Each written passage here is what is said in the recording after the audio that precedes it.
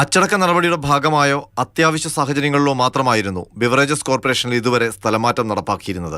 Harshita Attaluri Bevco MD ആയി ചുമതല ഏറ്റെടുത്ത ശേഷമാണ് കോർപ്പറേഷനിൽ ജീവനക്കാർക്ക് സ്ഥലമാറ്റം ഏർപ്പെടുത്താനുള്ള ആലോചനകൾ ആരംഭിച്ചത്. ഇതുവരെ ബെവ്കോയിൽ സ്ഥലമാറ്റ മാനദണ്ഡങ്ങൾ ഉണ്ടായിരുന്നില്ല. MD ഊരാളുങ്കൽ സൊസൈറ്റിയെ നിയോഗിച്ച് മാനദണ്ഡങ്ങൾ തയ്യാറാക്കി. നേരത്തെ ജീവനക്കാരുടെ സംഘടനാ നേതാക്കളുമായി സ്ഥലംമാറ്റം നടപ്പാക്കുന്നത് സംബന്ധിച്ച് കൂടിയാലോചന നടത്തിയിരുന്നു. സംഘടനകൾ ചില നിർദ്ദേശങ്ങളും മുന്നോട്ട് വെച്ചു. എന്നാൽ മാനദണ്ഡങ്ങൾ വന്നപ്പോൾ അതൊന്നും ഉൾക്കൊള്ളിച്ചില്ലെന്ന പരാതിയുണ്ട്. സ്ഥലംമാറ്റം എന്ന പുതിയ പരിഷ്കാരത്തിൽ കടുത്ത അതൃപ്തിയിലാണ് ബെവ്കോ ജീവനക്കാർ. ബെവ്കോ ഔട്ട്ലെറ്റുകളിൽ അതത് ജില്ലകളിലുള്ള ജീവനക്കാരെയാണ് നിയമിക്കാറുള്ളത്.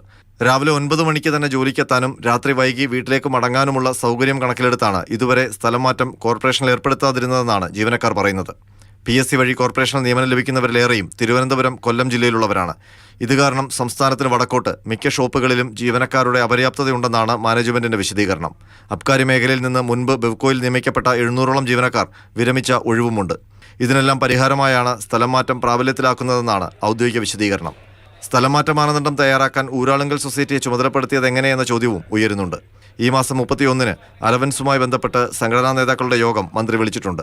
ഈ യോഗത്തിൽ സ്ഥലമാറ്റമടക്കമുള്ള വിഷയങ്ങൾ മന്ത്രിയുടെ ശ്രദ്ധയിൽപ്പെടുത്താനാണ് ജീവനക്കാരുടെ നീക്കം. മാതൃഭൂമി ന്യൂസ്, തിരുവനന്തപുരം.